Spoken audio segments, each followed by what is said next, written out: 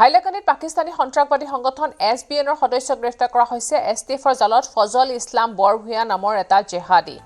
পুনৰ জনাইছো হাইলাকান্দিত পাকিস্তানী সন্ত্ৰাসবাদী সংগঠন SBNৰ সদস্য গ্ৰেপ্তাৰ STFৰ জালত পৰিছে ফজল ইছলাম বৰভূঞা নামৰ এটা জেহাদী ৰামনাথপুৰৰ পৰা গ্ৰেপ্তাৰ হৈছে জেহাদী ফজল ইছলাম বৰভূঞা ISI সমৰ্থিত শাহজাহাজ ভাটি নেটৱৰ্কৰ সৈতে জড়িত ফজল ধৃত জেহাদীৰ পৰা জব্দ হৈছে বহু আপত্তিজনক সামগ্ৰী আৰু নথিপত্ৰ এই পৰ্যন্ত অসমত SBNৰ 4 সদস্য গ্ৰেপ্তাৰ কৰিছে STFে পূৰ্বেও ধুবুৰী চিৰাং আৰু বৰপেটাৰ পৰা STFে গ্ৰেপ্তাৰ কৰিছিল 3 SBNৰ সদস্যক পুনৰ আন এজন STFৰ সদস্য আৰক্ষী জালত পৰিছে সন্ত্ৰাসবাদী সংগঠন SBNৰ সদস্য গ্ৰেপ্তাৰ STFৰ জালত ফজল ইছলাম বৰভূঞা নামৰ এটা জেহাদী ৰামনাথপুৰৰ পৰা গ্ৰেপ্তাৰ হৈছে জেহাদী ফজল ইছলাম বৰভূঞা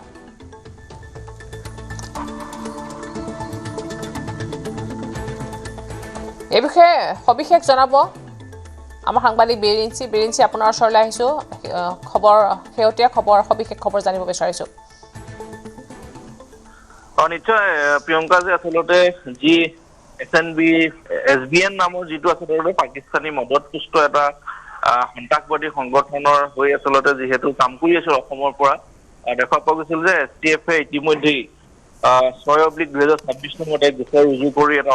অপাৰেশ্যন আসলতে চলাই আছিল বিভিন্ন সময়ত আৰু সেই অনুপাতে ইয়াৰ পূৰ্বে যিহেতু 3খনকৈ জিলা চিৰাং ধুবুৰী আৰু বৰপেটাৰ পৰা কেইবাটাও আসলে জেহাদী গ্ৰেপ্তাৰ কৰিছিল সেই জেহাদীৰ স্বীকাৰোক্তিৰ ভিত্তিতে যোৱা নিশা হাইলাকান্দিত অভিযান চলাই ফজল ইছলাম বৰভূঞা নামৰ আন এটা জেহাদীক গ্ৰেপ্তাৰ কৰিবলৈ সক্ষম হৈছে আৰু সেই গ্ৰেপ্তাৰ হোৱা জেহাদীটোৰ পৰা বিভিন্ন নথিপত্ৰ সেই জেহাদী কাৰ্যকলাপত জড়িত বিভিন্ন নথিপত্ৰ বহুকেইটা মোবাইল ফোন ইতিমধ্যে জব্দ কৰিছে গতিকে তাত বিভিন্ন ধৰণৰ তথ্য আছে কি ধৰণে কেনেধৰণে সমগ্ৰ অসমত তেওঁলোকে স্লিপাৰ সেল বা সদস্য ভৰ্তি এনে ধৰণৰ কাম কাজ চলাবৰ কাৰণে তেওঁলোকৰ যিখিনি আসলতে আলোচনা বহুকেইটা তেওঁলোকে বিদেশী এপ পাইছে যিকেইটা এপৰ জৰিয়তে তেওঁলোকে কথোপকথন কৰে ভিডিঅ' কলিঙৰ জৰিয়তে তেওঁলোকৰ নেটৱৰ্ক বিস্তাৰ কৰে আসলতে সেই ধৰণে কথা পাতে কি ধৰণে সেই সংগঠনটোৰ তেওঁলোকে সহযোগিতা কৰিব সেই কথাখিনিৰ পৰা তেনেধৰণৰ বহু তথ্য লাভ কৰিছে আৰু যেহেতু এতিয়া হাইলাকান্দিৰ পৰা আনি থকা হৈছে ধৃত সেই ফজল ইছলাম বৰভূঞা যেতিয়া আনি আদালতত হাজিৰ কৰি পুনৰ জিম্মাত লৈ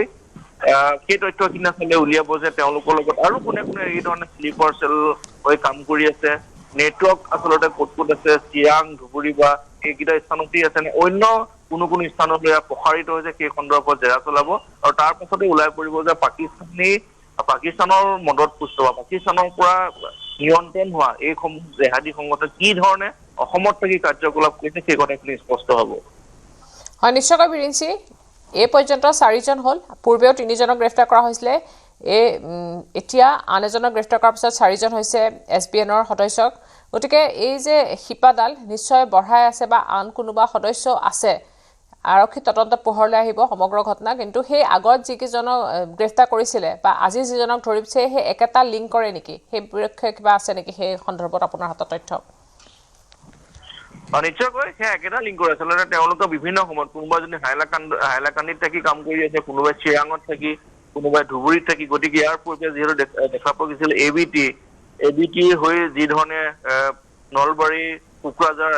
আদি জিলাত তেওঁলোকে শিপাইছিল তাকে আচলতে পুলিয়ে পখাই উভালিবলৈ সক্ষম হৈছিল STF আৰু এতিয়া এই